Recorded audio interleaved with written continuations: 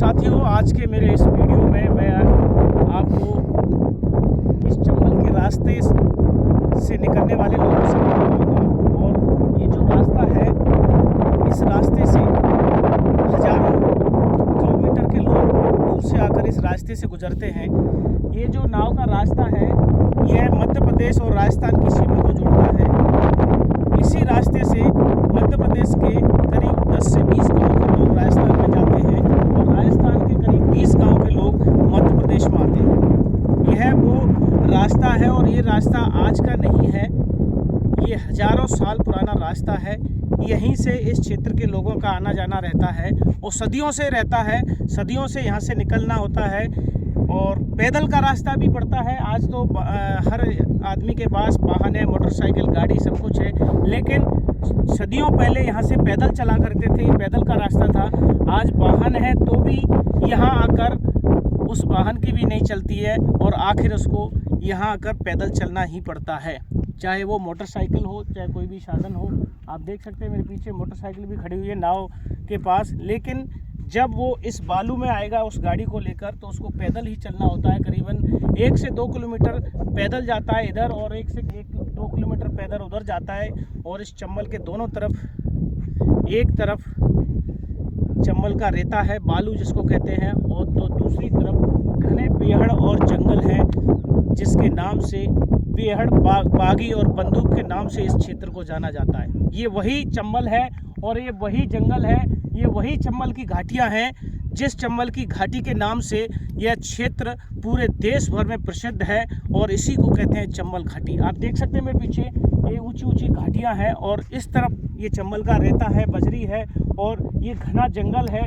इसी जंगल में हजारों तरह के जीव जंतु जानवर मिलते हैं और इसी क्षेत्र में सदियों पहले कभी डकैत और डाकू और बागी हुआ करते थे।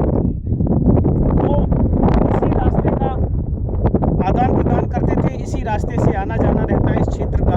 और यहाँ पर आज चिलचिलाती धूप है, टेम्परेचर करीबन 42 से 43 डिग्री टेम्परेचर है। इस गर्मी में, इस कड़ाके की धूप में भी लोग यहाँ से निकल रहे हैं और अपने गांव के लिए, अपने क्षेत्र के लिए, अपने मुकाम के लिए इसी रास्ते से आना जाना होता है।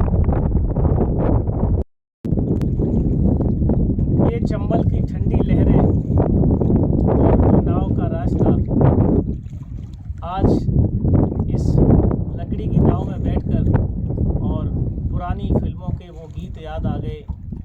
ओ माझी रे, कभी फिल्मों में देखा करते थे इतने सुंदर सुरीले गीत, जब सुबह सुबह सुरीली रेडियो से आवाज़ आती थी, माझी रे, और कई ऐसे गीत हुआ करते थे। आज उन गीतों की याद दिला रहा है ये नाव का रास्ता। और इस समय मैं हूँ चंबल नदी में, और चंबल नदी का ये रास्ता है जो मध्य प्रदेश और राजस्थान की सीमा को जोड़ता है। और इसी चंबल नदी में सैकड़ों हजारों की संख्या में घड़ियाल पलते हैं और हजारों तरह के मछलियाँ और जलीय जीव इस चंबल नदी में वास करते हैं। दोस्तों, ये चंबल नदी हमारे राजस्थान और मध्य प्रदेश की सीमा को जोड़ती है। धौलपुर से लेकर, पनाहट से लेकर और राजस्थान के कोटा तक सीमा पर है। और इस चंबल नदी के जल से, इस चंबल नदी के पानी से कई गांव, कई शहर पानी की पूर्ति भी होती है और पानी पीते हैं। और ख़ास करके धौलपुर के लिए ये पहचान है चंबल नदी, और धौलपुर चंबल के नाम से जाना जाता है।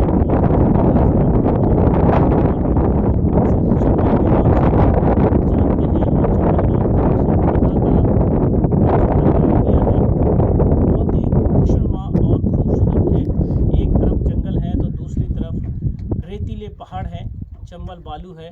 और आपको इस नदी में, पूरे रास्ते में, नदी में अंदर आपको बड़े बड़े विशाल घड़ियाल और विशाल मगरमच्छ देखने को मिलेंगे।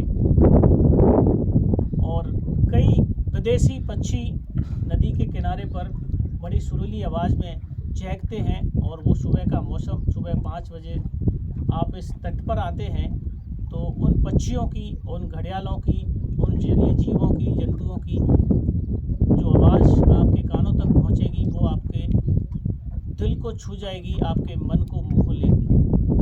आज ये चंबल नदी का जैतपुर घाट है और यहाँ से मैं इस नाव के रास्ते मध्य प्रदेश से राजस्थान के लिए जब इस वक्त जा रहा था तो पुरानी फिल्म याद आ गई, इसलिए एक वीडियो सेट के लिए। और ऐसे ही वीडियो देखते आप मेरे पेज को, फेसबुक पेज को और यूट्यूब चैनल को सब्सक्राइब करें और लाइक करना ना भूलें और बने रहें मेरे साथ। ऐसे ही आपको वाइल्ड लाइफ और चंबल सेंचुरी, घड़ियाल और टाइगर रिजर्व के एक से एक नए वीडियो से मैं आपको बताता रहूँगा।